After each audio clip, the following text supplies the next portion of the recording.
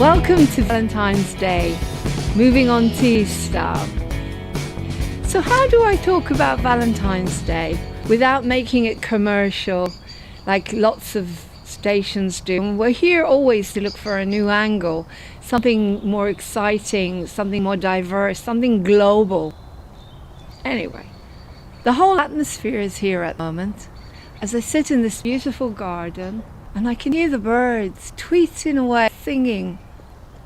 Total freedom, romance, the perfect setting to bring the person that you really, really love and propose to them perhaps. But what if Valentine's Day has got lots of other implications? What if Valentine's Day is known in lots of other places in the world in a completely different way to the way we know it? That's what I'm here to talk to you about. So not only am I here with the red rose, the symbol of love, l'amour, I love you, je t'aime, אני בחבק, אני אוהבת אותך, lots of languages where we can say I love you with a beautiful red rose. Not only am I here to tell you about the red rose and the history of the red rose, but we're going to be interviewing people and asking them what Valentine's Day means to them. So how about I start with a little bit of my story? Not to bore you too much, but 22 years ago, I got up at 4 a.m. in the morning on the 14th of February, and there was a card with a monkey on it and a balloon, and on the card it said, "Will you marry me?"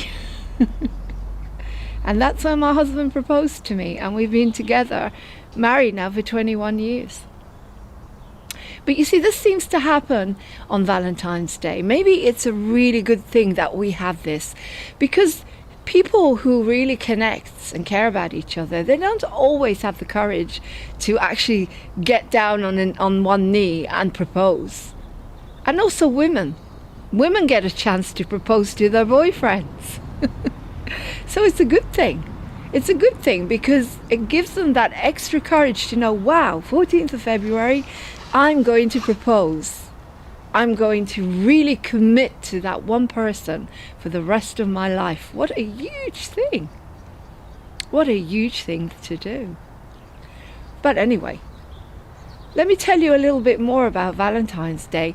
But let me tell you about it from the global point of view, because here on Moving On TV, we're looking for different angles. I'm excited to not talk about the chocolates and the roses and the romance and the films and the commercialism and the perfumes and the naughty underwear. I'm excited to talk about what Valentine's Day means to lots of other people.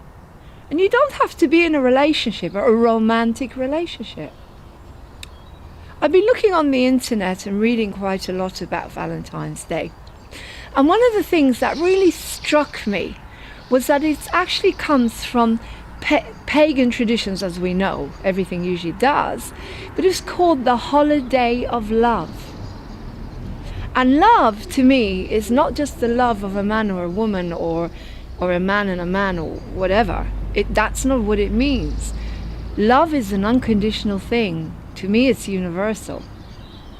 And you know, in Finland, they actually do follow that up.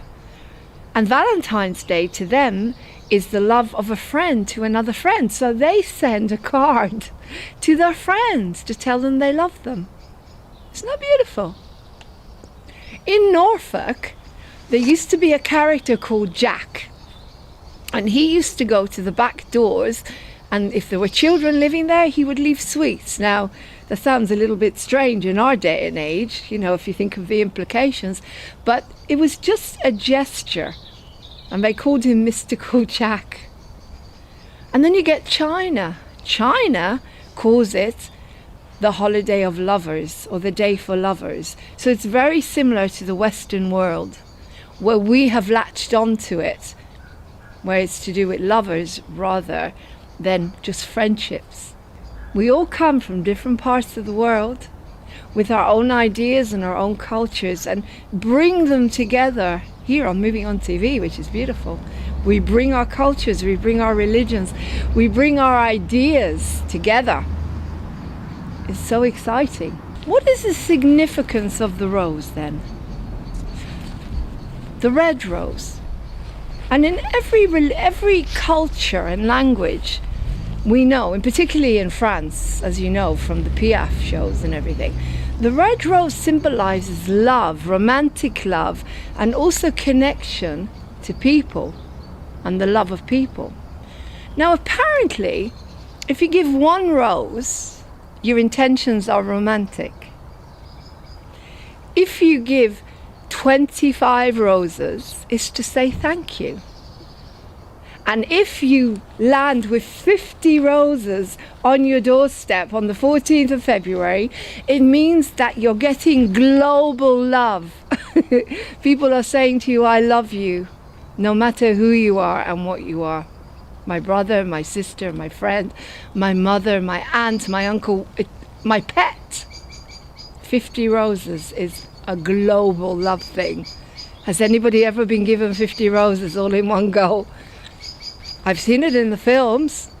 When you walk into a room and this person wants to show their devotion, and the whole room is covered in roses.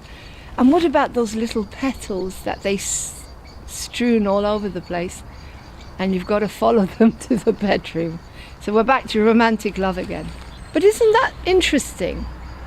Now, the red rose actually originated from the goddesses, believe it or not.